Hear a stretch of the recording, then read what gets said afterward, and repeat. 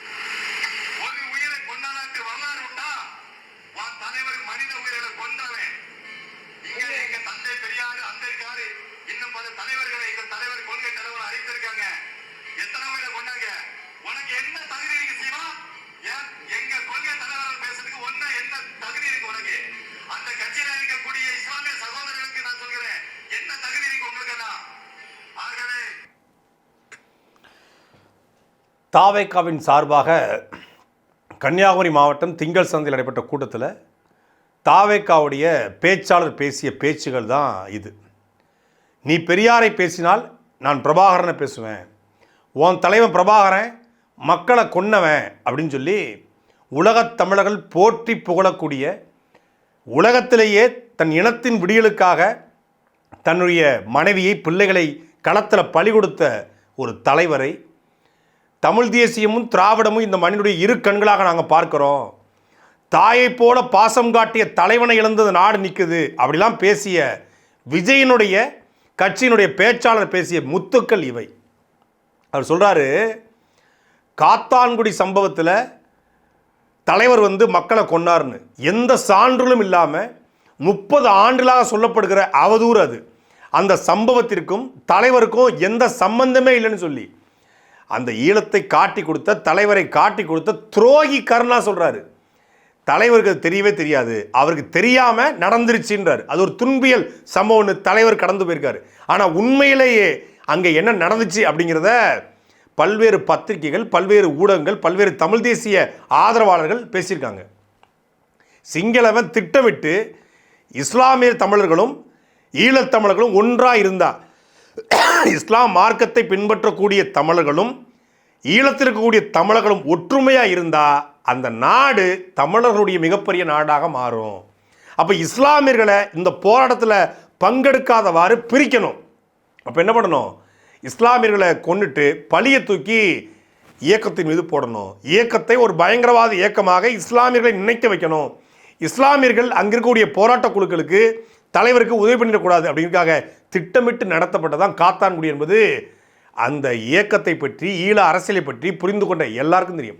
சிங்களவன் எவ்வளோ பெரிய பிரித்தாளும் சூழ்ச்சியை பண்ணான்னு பழியை தூக்கி இயக்கத்தின் மீது போட்டு, தலைவர் மீது போட்டு, அங்கிருந்து இஸ்லாமியர்களை நேரடியாக உதவி செய்ய முடியாத அளவுக்கு அவங்களை அந்த நிலத்துக்குள்ளேயே சிங்களவனுக்கும் ஈழத்தமிழுக்கான போராட்டமாக மாற்றி விட்டுட்டு இஸ்லாமியில் மொத்தமாக தனிமைப்படுத்தினான். அப்படி தான் அது நடந்துச்சு. அதான் உண்மை. அதை கொண்டு நாம் தமிழர் கட்சி பெரியார் நோக்கி கேள்வி கேட்டால் நான் பிரபாகரனை பேசுவேன்னு சொல்கிறது எவ்வளோ பெரிய அயோக்கியத்தனம். அதில் அந்த பேச்சாளர் கேட்குறாரு, எங்கள் கொள்கை தலைவரில் யாராவது ஒருத்தர் மக்களை கொண்டிருக்காங்களான்னு கேட்குறாரு. இப்போ மக்களை கொன்னாங்கன்னு நாம் தமிழ் சொல்லிச்சா? கொள்கை தலைவர்களில் எங்கள் கொள்கை தலைவரை போய் நீ எப்படி கேள்வி கேட்கலான்னு சொல்லி அவர் கேட்குறாரு. உங்கள் கொள்கை தலைவரில் வேலுநாச்சியாரையோ, அஞ்சலை அம்மாளையோ, கர்மவீர காமராஜரையோ, அண்ணல் அம்பேத்கரையோ நாம் தமிழ் கட்சி கேள்வி கேட்கல. கொள்கை தலைவராக ஏற்றுக்கொண்ட ஈவேரா சொன்ன கருத்துக்களை நாம் தமிழர் கட்சி கேள்வியாக எழுப்புது. நீங்கள் ஈவேரா குறித்து நாம் தமிழர் கட்சி கேள்வி எழுப்பும் பொழுது ஈவேராவோட பெருமையை பேசு. நாம் தமிழர் கட்சி ஈவேரா தமிழை காட்டுமிராண்டி மொழின்னு சொன்னார், தமிழ் சனின்னு சொன்னார், தமிழ் முட்டாள்கள்னு சொன்னார், உன் தமிழில் என்ன இருக்குன்னு கேட்டார், வேலைக்காட்டை விட ஆங்கிலத்தில் பேச சொன்னார், இந்தி திணிப்பில் முதல் மொழிப்போரில் அவர் கலந்து கொண்டார், 2வது முறை இந்தி திணிப்பின் போது இந்திக்கு ஆதரவாக நின்னார், இப்படி மாறி மாறி நின்னார். திருக்குறளை எதிர்த்தாரு, பிறகு திருக்குறள் மாநாட்டை கலந்து கொண்டாரு, இப்படி இரட்டை நிலைப்பாட்டோடு ஈவேரா நின்னாரு. அவர் ஒரு முதலாளி போல நடந்து கொண்டாரு. முதலுத்தூர் கலவரத்தில் முத்துராமலிங்க கைது சேர்ந்த ஈவேரா இங்கே கேள்விமணி படுகொலையில் கோபாலகிருஷ்ணன் நாயுடுவை கைது பண்ண சொல்லலை. இதுக்கு என்ன காரணம்னு இப்படி பல்வேறு கேள்விகளை எழுப்புது. அதுக்கு கொள்கை தலைவராக ஏற்றுக்கொண்ட பெரியாரை எப்படி நீங்கள் கேள்வி கேட்கலான்னு சொல்லி பெரியாருடைய புகழை பேசுங்க, அவருடைய பெருமையை பேசுங்க. இல்லைங்க, அவர் கற்பப்பையை அறுத்தெறிய சொன்னாருங்க. ஈவேரா வந்து வீட்டில் கூடிய கிச்சன்லாம் உடைக்க சொன்னார், சமையலறை உடைக்க சொன்னார், பெண்கள் அடுப்பு ஊதக்கூடாதுன்னு சொல்லி சொன்னார். பெரியாருடைய கடவுள் மறுப்பு கொள்கைகளை, பகுத்தறிவு முற்போக்கு கொள்கைகளை பேசுங்க. சமூக நீதி சாதி ஒழிப்புன்றார்ல, அதை பற்றி பேசு. அப்படி தானே திராவிடம் முட்டு கொடுக்குது, அப்படி முட்டு கொடுக்க வேண்டியதானே. ஆனால் பெரியாரை பேசணும், பிரபாகரனை பேசுகிறங்கிற மனநிலை இருக்குது பாருங்கள்.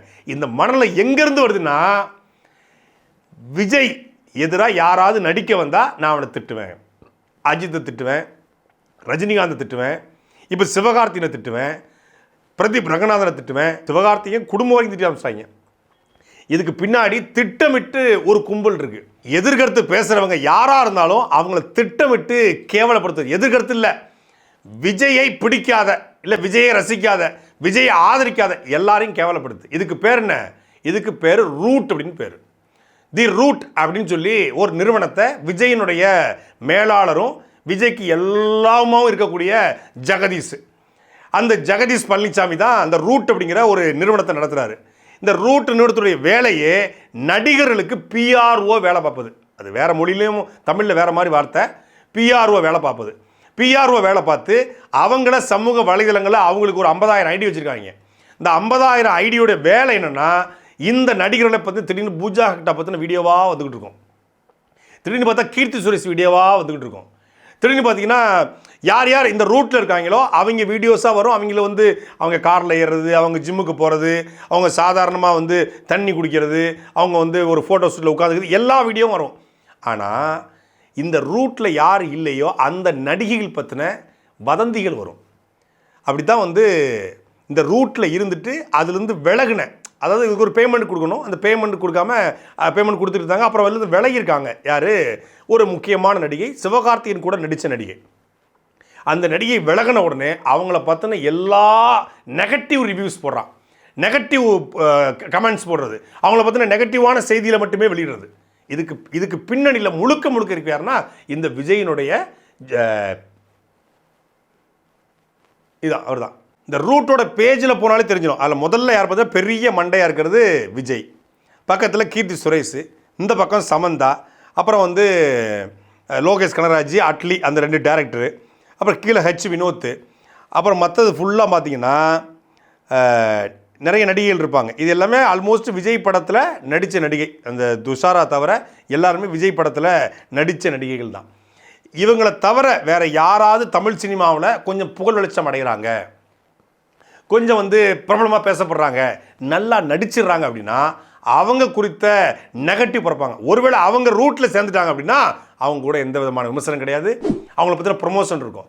இப்போ இந்த பராசக்தி படத்தின் மீது பல்வேறு விமர்சனங்கள் வைக்கப்படுது அரசியல் ரீதியாக. ஆனால் ஒரு படமாக அந்த படம் நல்லா இருக்குது நல்லா இல்லைன்னு முடிவு பண்ணுறது யார்? மக்கள்.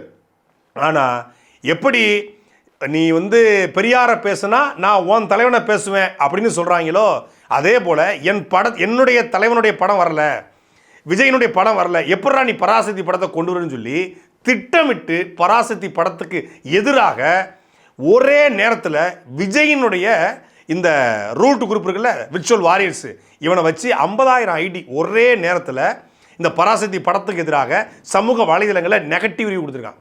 படம் வெளிவருது 10ஆம் தேதி, 9ஆம் தேதி காலையில் புக் மை ஷோல பார்த்தா ஒஸ்ட் மூவின்னு போட்டிருக்கான். படம் வெளிவரதே 9 மணிக்கு தான். 9 மணிக்கு எப்போ படம் பார்த்த அப்படின்னா என்ன, புக் மை ஷோவில் போய் பல்காக டிக்கெட்டை புக் பண்ணுறது, மொத்தமாக டிக்கெட்டை புக் பண்ணி தேட்டருக்கும் போகிறது கிடையாது. வீட்டில் உட்காந்துக்கிட்டு ஒஸ்ட் மூவி, பெஸ்ட் கேவலமான படம், குப்பை படம், இது வந்து டிசாஸ்டர் அப்படின்னு சொல்லி கண்ணாமண்ணு கமெண்ட்டை போடுது. எல்லாரும் பெரும்பாலும் இன்றைக்கு இளைஞர்கள் பெரும்பாலும் 90 விழுக்காடு புக் மை ஷோவில் தான் புக் பண்ணி போகிறாங்க. நானே புக் மை ஷோவில் புக் பண்ணி தான் பெரும்பாலும் படம் பார்ப்பேன். அப்போது புக் மை ஷோவில் புக் பண்ணும்போது அந்த ரேட்டிங் பார்க்குறாங்க, கமெண்ட்ஸ் பார்க்குறாங்க. அதை இப்போ நீங்கள் ஜொமேட்டோவில் போனால் கூட ஒரு ஒரு இது இருக்குது, ஒரு ஹோட்டல் இருக்குது அப்படின்னா இந்த ஃபுட்டு நல்லா இருக்கான்னு ரிவ்யூ பார்க்குறாங்க. அமேசானில் போய் ஒரு ப்ராடக்ட் ஆர்டர் பண்ணுமா ரிவ்யூ பார்க்குறாங்க, கமெண்ட் படிக்கிறாங்க. சரி, ஏற்கனவே வாங்கினவங்க என்ன சொல்லியிருக்காங்க, அதே போல் ஏற்கனவே படம் பார்த்தவங்க என்ன சொல்கிறாங்க, என்ன ரேட்டிங் இருக்குது, 10க்கு என்ன கொடுத்துருக்காங்க, 7 ஆயிடுச்சுன்னா ஒரு கம்மியாக இருக்குது, படம் வந்து ரொம்ப இது போல் இருக்குது, ஒஸ்ட் மூவி போல் அப்படின்னு பார்க்குறதில்ல. ஒரு 9, 8.2 வருதுன்னா சரி படம் நல்லா இருக்குன்னு சொல்லி அந்த ரேட்டிங்கை பொறுத்து தான் மக்கள் படம் பார்க்க தியேட்டருக்கு வராங்க. இப்போ என்ன பண்ணுறது, புக் மை ஷோவில் புக் பண்ணிவிட்டு ரேட்டிங்கை குறைவாக கொடுக்குறது, ஒரு பாயிண்ட் 10க்கு 1ன்னு போட்டு விடுறது, 10க்கு 0ன்னு போடுறது, ஒஸ்ட் மூவின்னு போடுறது, இதை ஒரு ப்ரொபகண்டாவாக பண்ணுறானுங்கன்னா இவனுக்கு எவ்வளோ பெரிய அயோக்கிய கும்பல். படம் பார்த்துட்டு படம் நல்லா இருக்குது நல்லா இல்லை, படம் மொழிப்பற்றை பேசுகிறது. மாணவர்கள் அந்த காலகட்டத்தில் எவ்வளோ மொழிப்பற்றோடு இருந்தாங்க, எப்படி போராட்ட குணத்தோடு இருந்தாங்க, எப்படி தமிழ் பற்றோடு இருந்தாங்க அப்படிங்கிற மிகப்பெரிய ஒரு போராட்டத்தை இந்த படம் எடுத்து வச்சிருக்கு. இந்த படம் எடுத்து வைக்கிற அரசியலை உள்ள உணர்ந்து கொண்டா இன்றைய காலத்தில் அன்னைக்கு இருந்த இளைஞன் எப்படி இருந்தான், இன்னைக்கு இருந்த இளைஞன் எப்படி இருக்கான். அன்னைக்கு மொழிப்பற்றோடு இருந்தான், மொழிக்காக செத்தான். இன்னைக்கு இவனுக்கு அந்த மொழிப்பற்றுக்கு செத்தானா, மொழிக்காக போராடினானா, அதுவே இவனுக்கு வைத்தச்சில் கொடுக்கும். மாணவன்னா டிவிக்கேன்னு கத்தணும், மாணவன்னா விஜய்னு கத்தணும், மாணவன்னா தற்கூரியாக இருக்கணும். தமிழ் பற்றோடு இருந்தால் தற்கூரிகளுக்கு பிடிக்குமா, அதுவும் பிடிக்கல. ஒரு பக்கம் விஜய் குரூப்பு, ஒரு பக்கம் இந்த ரூட்டு ஜெகதீஷ் பழனிசாமி எல்லாம் சேர்ந்து மொத்தமாக ஒரு படத்துக்கு எதிரான நேரடியான என்ன சொல்கிறான், இந்த படக்குழு, பட தயாரிப்பு நிறுவனம், சிவகார்த்திகேயன் டீமு எங்ககிட்ட மன்னிப்பு கேட்கணும். யார்கிட்ட, விஜய் ஃபேன்ஸை மன்னிப்பு கேட்கணுமா. எதுக்கு, ஜனநாயகனுக்கு போட்டியாக இந்த படத்தை கொண்டு வந்ததுக்கு மன்னிப்பு கேட்கணும். மன்னிப்பு கேட்டுட்டா நாங்கள் வந்து இதை விட்டுறோம், மன்னிப்பு கேட்கணும் நாங்கள் அடிப்போம். 2% டீம் தான் இறங்கியிருக்கோம், இன்னும் 98% இறங்கினா என்னத்துக்காகும். நாங்கள் மொத்த டீமும் ஜெயிலர் 2க்கு இறங்க இருக்கிறோம். விஜய்க்கு எதிராக அஜித் கூட சண்டை போட்டுட்டு இருந்தாங்க, அப்புறம் விஜய்க்கு எதிராக ரஜினிகாந்தை சண்டை போட்டாங்க, இப்போ சிவகார்த்திகேயன் சண்டை போடுறாங்க. பிரதீப் ரங்கநாதன் வரக்கூடாது, சிவகார்த்திகேயன் வரக்கூடாது, ரஜினி படம் வரக்கூடாது, அஜித் படம் வரக்கூடாது. இது என்ன மாதிரியான மனநிலை? இந்த மனநிலை தான் இவனுடைய சமூக வலைதளத்தில் கூடிய ரசிகர்களும் இருக்குது, இந்த மேடையில் பேசக்கூடிய இந்த கும்பலும் இருக்குது. அண்ணன் சீமான் அவர்கள் ஒரு கருத்தை எடுத்து வைக்கிறார். அந்த கருத்தில் எதிர்கருத்து இருக்குது அப்படின்னா எதிர்கருத்து வைக்கலாம். நீ என் தலைவனை பேசுனா, நான் உன் தலைவனை பேசுனா என்ன ஆகுங்கிற, நீ பேசி பாடுறா. நீ நல்ல ஆத்தாளுக்கும் அப்பனுக்கும் பிறந்திருந்தா தமிழ்நாட்டுக்குள்ள தலைவர் பிரபாகரனை பற்றி பேசி பாருங்கடா பார்ப்போம். பிரபாகரன் வந்து விமர்சனத்துக்கு அப்பாற்பட்ட தலைவரா அப்படின்னு கேட்பாங்க. அவர் மேலே வைக்கிற விமர்சனம் ஏதாவது ஒன்று சொல்லு, பொய் சொல்லலாம். ஒரு நாட்டில் சுபாஷ் சந்திர போஸோ, பகத்சிங்கோ, சேகுவராவோ, பிடல் காஸ்ட்ரோவோ, யாசர் அராபத்தோ, ஹோசிமினோ, எந்த தலைவனும் எந்த புரட்சியாளனும் தன் நிலத்திற்காக, தன் மொழிக்காக, தன்னுடைய மண்ணுக்காக, தன் நாட்டுக்காக, தன் குடும்பத்தை பழிகொடுக்கல. உலகத்திலே தன் விடுதலைக்காக தன் குடும்பத்தை களத்தில் பழி கொடுத்த ஒரு உன்னத தலைவன் எங்கள் தலைவன். அவன் மேலே எவன்டா விமர்சனம் வைக்க முடியும்? அவர் என்ன திரைப்படத்தில் துப்பாக்கி எடுத்து சுற்றுனவன் நினச்சியா? திரைப்படத்தில் நேரில் சண்டை போட்டவன், திரைப்படத்தில் துப்பாக்கி தூக்கி சண்டை போட்ட ஆளே பெரிய ஆளுன்னா நேரில் சண்டை போட்ட எங்கால் எவ்வளோ பெரிய ஆள்? 24 நாடுகள் எதிர்த்துன்ற போதும் கிட்டத்தட்ட 30 ஆண்டுகள் ஈழம்ங்கிற மிகப்பெரிய சாம்ராஜ்யத்தை கட்டமைச்ச ஒரு மாமன்னன், ஈழ சாம்ராஜ்ய மாமன்னன். இப்போ என்ன திடீர்னு பல்ட்டி அடித்து மன்னிப்புக்கிறாங்கன்னா, நேற்று சமூக வலைதளங்களில் இந்த கருத்தை எடுத்து நான் போடுறேன், இப்போ தம்பி இடுமான கார்த்திக் போடுறாரு, சமூக வலைதளங்களில் எல்லாரும் போட ஆரம்பிக்கிறாங்க. அது வைரலாக பரவுது, ஈழத்தமிழர்கள் நிறைய இதை கண்டனம் தெரிவிக்க ஆரம்பிக்கிறாங்க. லண்டன்லேருந்து ஃபோன் வருது, நீங்கள் உடனடியாக தலைவர் பிரபாகரன் குறித்து பேசி அந்த நபரை கட்சியிலேருந்து நீக்கலைன்னா ஜனநாயகன் படம் லண்டனில் ரிலீஸ் ஆகாது, ஜனநாயகன் படம் ஓவர்சீஸில் ரிலீஸ் ஆகாது, பெரிய உங்களுக்கு எதிர்ப்பு வரும்னு சொன்ன உடனே படம் வெளியிடுறதுக்கு ஏற்கனவே பிரச்சனை. ஒரு பக்கம் சிபிஐ, ஒரு பக்கம் சென்சாரு, படம் எப்போ வரும்னு தெரியல. இதில் வெளிநாட்டினுடைய அந்த ஓவர்சீஸ் மார்க்கெட்டுங்கிறது விஜய்க்கு பெருசு. அப்போ அந்த ஓவர்சீஸ் மார்க்கெட் அடி வாங்கிடக்கூடாது. இவங்க வேற ஒரு பக்கம் சிபிஐ கூட்டு கொண்டுகிட்டு இருக்காங்க, ஒரு பக்கம் சென்சார் கொண்டு, இவன் வேற இடையில வந்து இப்படி பண்ணி பேசியிருக்கானோடனே அந்த ஃபோன் காலுக்கு பிறகு தான் விஜய் புஷியானதை சொல்லி, புஷி அங்கே கன்னியாகுமரி மாவட்ட செயலாளர்கிட்ட சொல்லி உடனடியாக நான் கட்சியை விட்டு நிற்குங்க, நாளைக்கு வந்து ஒரு மன்னிப்பு கேட்டு ஒரு வீடியோ போட சொல்லு அப்படின்னு சொல்லி பேசிக்கலாம். அவன் பேசுகிறான். இப்போ தலைவர் பிரபாகரன் மீது விமர்சனத்தை வைக்கிறான்னா விமர்சனத்தை வைக்கலாம், ஒருமையில் பேசுகிறான். நான் பேசுகிறேன் என்ன ஆகும்னு கேட்குறான். காத்தான்குடி சம்பவம் என்ன நடந்துச்சு எல்லாருக்கும் தெரியும், அதை வச்சு ஒருத்தன் விமர்சனம் பண்ணுறான், அவன் எவ்வளோ பெரிய தற்குறி பயலாக இருப்பான். நேற்றைக்கு குருதாங்கோடு வடக்கு ஒன்றியம் சார்பாக திங்கநகர் பேரூரில் வைத்து ஒரு திருமண கூட்டம் தாவேக்க சார்பாக நடத்தப்பட்டது. அந்த பொதுக்கூட்டத்தில் நான் பிரபாகரன் அவர்களை விமர்சனம் செய்தேன். அந்த விமர்சனம் என்பது பிரபாகரன் அவர்களை, அவருடைய தியாகங்களை நான் உணராமல் இல்லை. ஆனால் சீமான் அவர்கள் பிரபாகரன் அவர்களை ஒரு தலைவனாக ஏற்று வைத்திருக்கிறார்களே, அப்படி அவருக்கு பதில் கொடுக்க வேண்டும் என்கின்ற அடிப்படையில் தான் நான் பிரபாகரன் அவர்களை விமர்சனம் செய்தேன். ஆனால் அந்த விமர்சனம் செய்த அந்த மேடையிலேயே தமிழக வெற்றி கழகத்தினுடைய சகோதரர்கள் அனைவரும் என்னை கண்டித்தார்கள். நான் தமிழக வெற்றி கழகத்தினுடைய அனைத்து தொண்டர்களும் தலைமையும் நேசிக்கக்கூடிய அந்த பிரபாகரன் அவர்களை விமர்சனம் செய்தது தவறுதான். ஆகவே நான் மனப்பூர்வமாக தமிழக வெற்றி கழகத்தினுடைய தலைமையிடம் மற்றும் தமிழகத்தினுடைய சகோதரர்கள் பிரபாகரன் நேசிக்கக்கூடிய சகோதரிகளிடம் நான் மன்னிப்பு கேட்டுக்கொள்கிறேன். அந்த மேடை பேச்சுகளை ஒரு ஸ்லோவா அந்த வார்த்தை வந்துவிட்டது. ஆகவே அனைத்து மக்களுடைய வருத்தத்தையும் நான் ஏற்படுத்தியிருப்பேன், கவலைக்கு ஆளாக்கியிருப்பேன்.